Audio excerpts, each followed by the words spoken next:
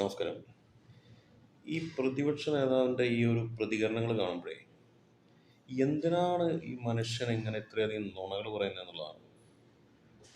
ഇപ്പം ഇപ്പൊ തൊട്ടു മുമ്പ് പറഞ്ഞത് ഉളുപ്പില്ലാത്ത കുറെ ഗുണങ്ങളായി പറഞ്ഞു.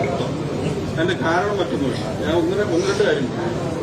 ഈ നേരത്തെ നിങ്ങൾ ആദ്യം മര്യാദയ്ക്ക് സംസാരിക്കും. മര്യാദ മാധ്യമപ്രവർത്തകർ ദേശാഭിമാനിയാണെന്ന് ഓർക്കുന്നതിലും മര്യാദയോടുകൂടി സംസാരിക്കണം. മര്യാദയ്ക്ക് സംസാരിച്ച് ചോദിച്ചാൽ പറയില്ല, ഞാൻ പറയില്ല. വേറെ ആരെങ്കിലും ചോദിക്കാന്നേ പറയും. അങ്ങനെ വേറെ ആരെങ്കിലും എന്തിനാണ് ഈ മനുഷ്യൻ ഇങ്ങനെ ഇത്രയധികം നുണകൾ പറയുന്നത് എന്നുള്ളതാണ്.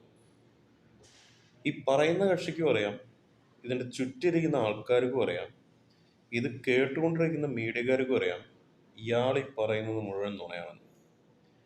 ഇയാൾ ഈ പറയുന്ന നുണകൾ ഒരു രണ്ടോ മൂന്നോ പ്രാവശ്യം അല്ലെങ്കിൽ പലവട്ടം അതിൽ കൂടുതലായിട്ട് ട്രോളുകളോ മറ്റുള്ള പ്രൂഫ് കമ്പാരിസണൊക്കെ ആയിട്ട് പ്രൂവ് ചെയ്യപ്പെട്ടുള്ളതാണ് ഇയാൾ ഈ പറയുന്ന കള്ളാണെന്നുള്ളത്.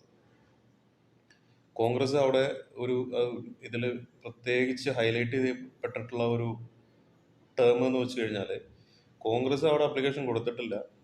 ഇവർ വിളിച്ചു ചേർത്ത യോഗത്തിൽ ഈ കോൺഗ്രസിൻ്റെ പ്രതിനിധികൾ അന്ന് പോയി അത് ചെയ്യുകയും ചെയ്തിട്ടില്ല. എന്നിട്ടാണ് ഇപ്പോൾ ഇരുന്നിട്ട് പറയുന്നത് ഞങ്ങൾ സർക്കാർ തരുമെന്ന് വിചാരിച്ച സ്ഥലം ഏറ്റെടുക്കാൻ വേണ്ടി കാത്തിരിക്കുകയായിരുന്നു ഇത്രയും നാളെന്നുള്ളത്. ശുദ്ധമായ കള്ളത്തരല്ലേ. ഈ കള്ളത്തരം കേട്ടുകൊണ്ടിരിക്കുന്ന വലതുപക്ഷ മാപ്രകൾക്ക് അത് കേട്ട് തലയാട്ടി ചിരിച്ച് പോകാൻ പറ്റും. പക്ഷെ അത് കേട്ടുകൊണ്ടിരിക്കുന്ന മറ്റുള്ള ആൾക്കാരുണ്ടല്ലോ, അവരുടെ സ്ഥിതി അതല്ല. അവർ പച്ച മലയാളത്തിൽ തന്നെ പറയും, ഉളുപ്പില്ലാതെ നുണ പറയുന്നവനാണ് നുണേശ്വരൻ. അത് കേൾക്കാൻ യോഗ്യനാണ്, ഹി ഡിസേർവ്ഡ് ഇറ്റ്.